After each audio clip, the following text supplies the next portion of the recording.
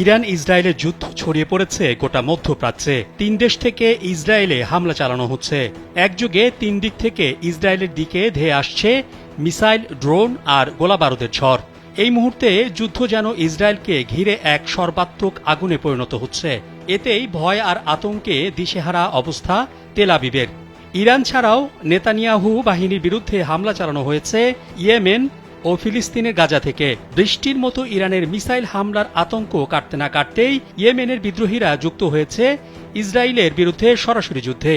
সেই সঙ্গে গাজা উপত্যকাও চুপ করে বসে নেই।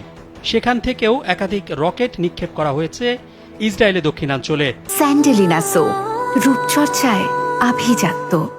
ইসরায়েলের প্রতিরক্ষা বাহিনী জানায়, ইয়েমেন থেকে ছোড়া একটি ব্যালিস্টিক মিসাইল তাদের আকাশ সীমায় ঢুকতেই জেরুজালেম ও পশ্চিম তীর জুড়ে বেজে ওঠে বিপদ সংকেত। মুহূর্তেই আতঙ্ক ছড়িয়ে পড়ে অধিকৃত অঞ্চলে গড়ে তোলা ইহুদি বসতি জুড়ে।